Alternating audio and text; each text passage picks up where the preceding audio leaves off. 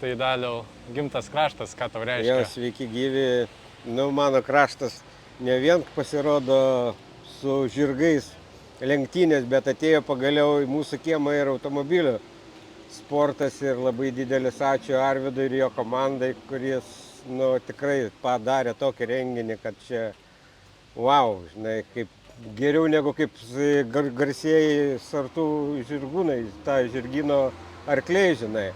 Ir kaip aš sakau, ne tik arklių galė buvo ant Sartų ežero ar hipodrome, dabar arklių galė ateina po kapoto į Dusetas. Tai va, o šiaip Dusetos anksčiau garsėjo kaip sovietiniais laikais būdavo lenktynės aplink Lietuvą, Kauno Ruduo čia prasukdavo.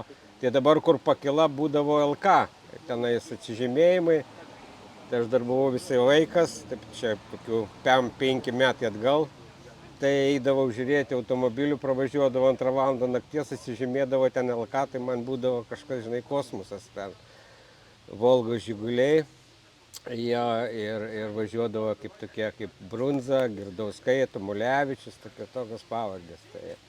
Tai jo, ir būdavo po žirgų lenktynių, ant ežero, čia būdavo ratų lenktynės automobilių. Tai šiaip jo, Dusetos mažos, bet iš Dusetų yra nemažai lenktynininkų. Tai aš kaip šturmanas, tai va toks, paskui Kaškauskas važiuoja, Benas, tai mano kaimyno buvusio Edgaro Kaškausko sūnus. Kaip kažkaip mes abudu su juo mėgėjai buvom greičio, paskui važiuoja ten, užmiršau, su Bagiu, pavardį užmiršau, vietinis čia, tu man atrodo, ten iš jo jėmiai kažką. Tai jo.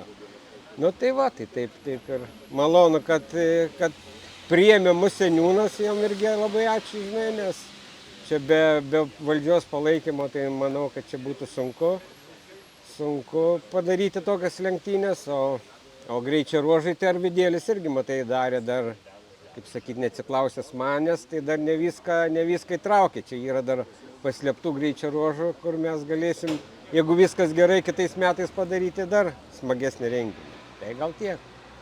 Ačiū. Prašom.